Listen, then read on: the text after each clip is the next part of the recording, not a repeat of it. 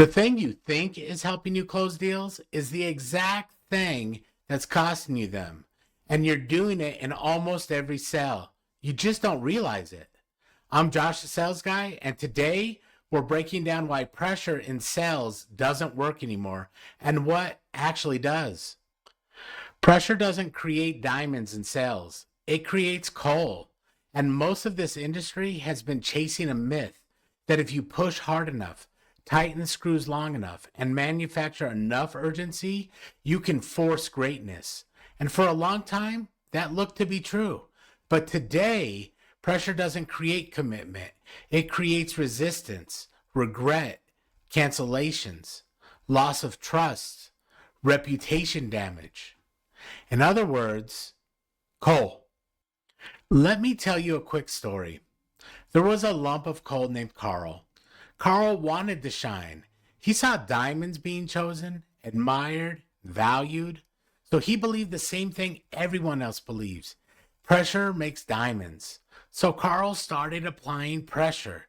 He pushed everything around him, squeezed, forced movement, and at first, it worked. Things shifted.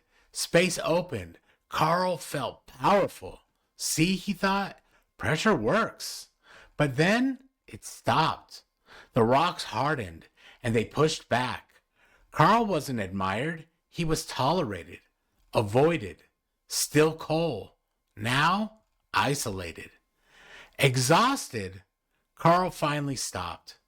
He stopped forcing, stopped trying to control everything around him, and instead he held the pressure, didn't pass it on. It was slower and harder, but something changed. The resistance disappeared, and over time, Carl transformed. Not because the pressure went away, because he stopped passing it on. He held it, and that's what changed him. Carl didn't become a diamond because he squeezed harder. He became one because he learned to carry the pressure without transferring it. And this is where most salespeople get it wrong. Pressure feels like progress. It creates movement, it creates intensity, and it feels like control. And occasionally it works. That's the trap. A buyer caves, a deal sticks. You get labeled a closer, so you double down on it. But today's buyer, they're different. They're informed, skeptical, and not wanting to be pushed. You cannot squeeze trust out of somebody. You can only earn it. Pressure creates compliance, not conviction. And compliance doesn't last once the pressure is gone. Let's call it what it really is. Carl didn't lose the deal because pressure showed up. He lost it because he couldn't hold it. He passed his pressure on. And that is what most salespeople are doing in almost every home. The pressure you feel isn't coming from the buyer. It's coming from you, your numbers, your month, your last cancel, that quiet voice asking if you're slipping. So you do what most people do. You push, you tighten, you speed things up, and you start trying to make the decision happen. And then you call that confidence. But that's not confidence. It's called leaking pressure. And pressure is what happens when you need the deal. And the moment the buyer feels that, you lost control. Because now the dynamic flips. The buyer is no longer deciding, they're defending. And once a buyer goes into the defense, you're done. Not because your product is wrong, and not even because your price is off, but because they felt you pushing instead of leading. And here's the part most people never face. Pressure is insecurity trying to close the deal faster than your skill will earn it. And buyers will feel that instantly. The second they feel you need the sell more than they need the solution, the sell is already gone. Pressure isn't the problem, it's the signal. Fear is the problem. Fear is what manufactures pressure when clarity would have closed the deal. And once fear shows up, you rush, you talk too much, you start reaching, and you stop guiding and you start forcing. And here's the truth most people won't say out loud. Manipulation is just fear pretending to be confidence. That's why this matters. If you don't know who you are, fear runs the room. And if you're not prepared, fear has something to grab onto.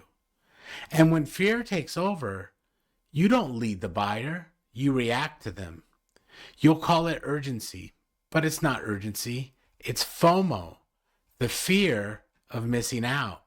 And the moment you sell from FOMO, you'll lose the deal that you were trying to save. Because buyers don't respond to fear, they respond to certainty. And certainty doesn't come from pressure, it comes from control. The ability to feel pressure and not pass it on. That's the difference. That's real confidence. So, what do you actually do with this? First, accept reality. Not everyone you sit with is a buyer. Some are shopping, some are curious, some are wasting time, some will never move forward. And if you treat all of them like they need to buy today, you will act like you need to sell today. And that's where pressure starts.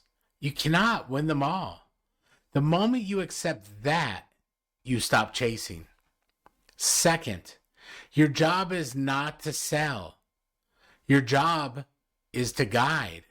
And guiding means this: you diagnose early, you present cleanly, and then you ask for the decision.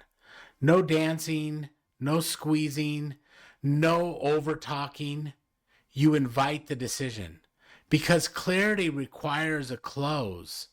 And here's the difference most people are going to miss.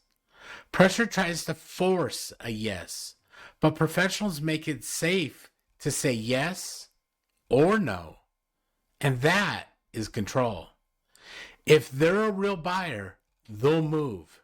And if they're not, there's nothing you can say that will make them. But either way, you stay the same. Calm, structured, certain, in control. Because your job isn't to chase outcomes. It's to run the process correctly.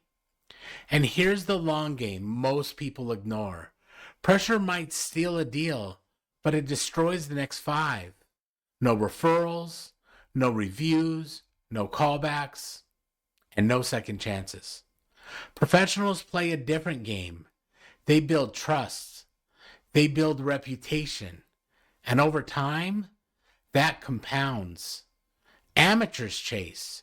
Professionals attract. Here's my challenge to you.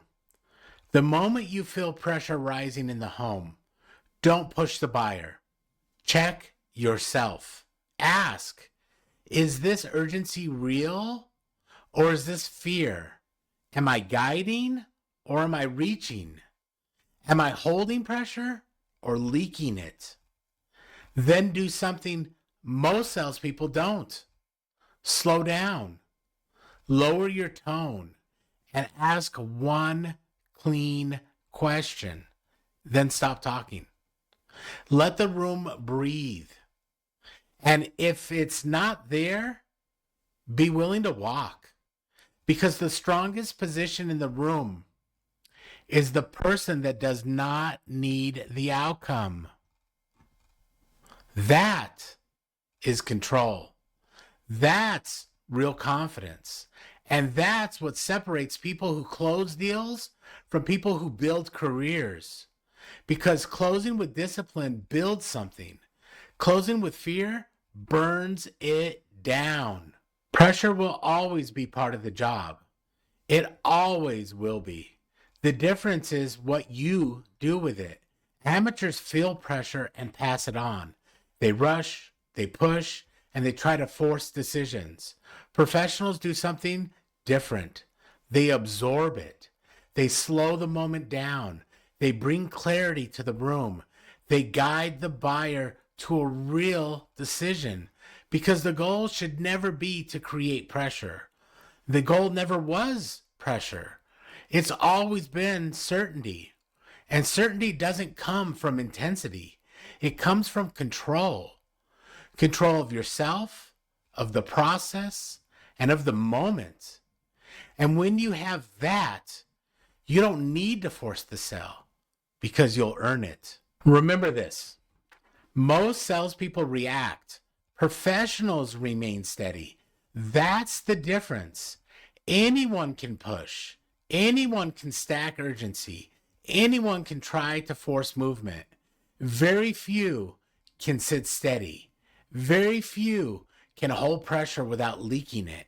And very few can guide a buyer calmly when the numbers are sitting in the back of their mind. That's not technique. That's character. That's preparation. That's alignment between the salesperson and the buyer. If you learn to hold pressure without transferring it, you don't just close more. You become trusted. You become remembered. You become the call they make when they're finally ready. You don't become rare by squeezing harder. You become rare by being the calmest person in the room when everyone else feels that pressure. Let fear stop with you. Absorb it. Hold it. And don't pass it on. And understand this. Fear doesn't go away. I still feel it. I feel the numbers and the comparisons. The difference is this. I catch it faster. I don't let it drive because vigilance is the cost of growth. You don't conquer fear once. You lead it again and again. Fear doesn't disqualify you. Letting it lead does. Integrity, the price of admission, and now fear. Master this, and everything else gets easier. If this hit you, don't scroll past it. Drop a comment. Tell me where you've let pressure control the outcome. And be honest, not for me, for you. Because the moment you can see it, you can fix it. I read every comment, and I want to hear your story. And if you're serious about getting better, subscribe. Because everything here is about one thing. Doing the work most people avoid. I'm Josh the Sales Guy, and in this profession, there are only two options. Improve or die trying.